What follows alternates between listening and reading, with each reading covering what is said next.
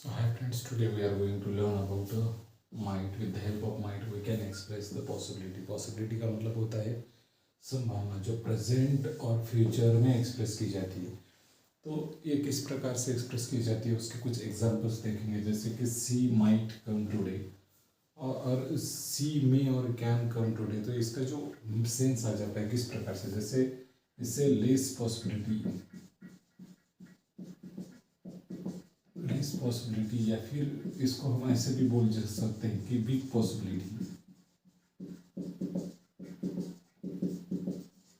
तो किस प्रकार से सी माइट कम टुडे, तो वो आज आ सकती है। तो यहाँ पे बड़ी वीकली बोला जा रहा है कि वो संभावना, आने की संभावना वो आज आ सकती है। तो माइट का मतलब सकती है ऐसा आता है, लेकिन आ सकती है, लेकिन शायद वो आ सकती है, शायद आ सकती है। तो इससे और थोड़ा स्ट्रांग अगर मैं बोलना चाहता हूँ कि माइट से थोड़े चांसेस ज़्यादा है ऐसे मुझे लगता है, तो मैं बोलूँगा सी मे कम टुडे।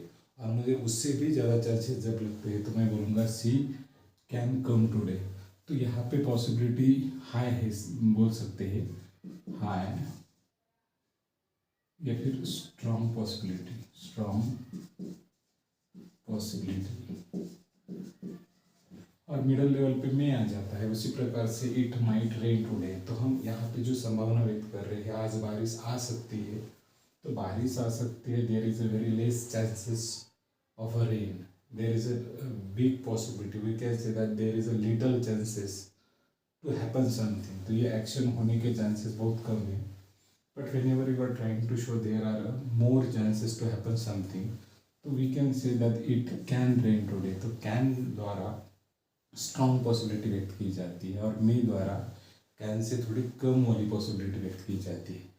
तो इट कैन रेन टुडे, आज बारिश आ सकती है। उसी प्रकार से she might qualify the exam, कि वो एग्ज़ाम क्वालिफाई कर सकते हैं, पर here is a less chances to happen, less chances to qualify the exam.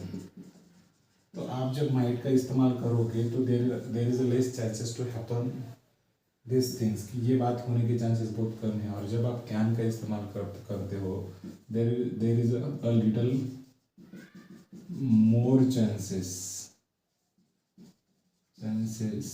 To happen.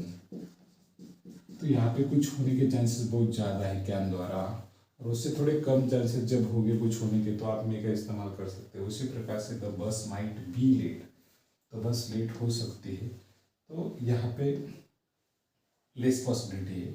और व्हेन आप जब बताना चाहते हो कि बहुत ज़्यादा पॉसिबिलिटी है, तो the bus can be late, not the bus might late, the bus can be late.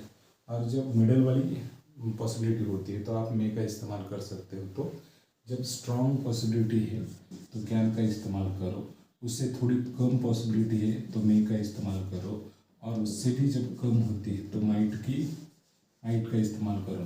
तो पॉसिबिलिटी सबसे ज़्यादा जब होती कैन की होती है, उसके बाद में मे, और उसके बाद में माइट। तो आप ऐसे भी बोल सकते हो कि इसकी पॉसिबिलिटी है तो 100% बोल सकते हो, यहाँ 50% पॉसिबिलिटी, यहाँ 10% पॉसिबिलिटी। तो इस प्रकार से कैन में माइट, इसकी जो रेंज ऑफ पॉसिबिलिटी होती है, तो ये कोई एग्जैक्ट नहीं है परसेंटेज में, पर हमें ये बात समझ में आती है कि कैन के बाद में कम पॉसिबिलिटी मे की आती है और मे के बाद में माइट की आती है। तो इस प्रकार से सेंटेंसेस को समझ सकते हैं। Thank you.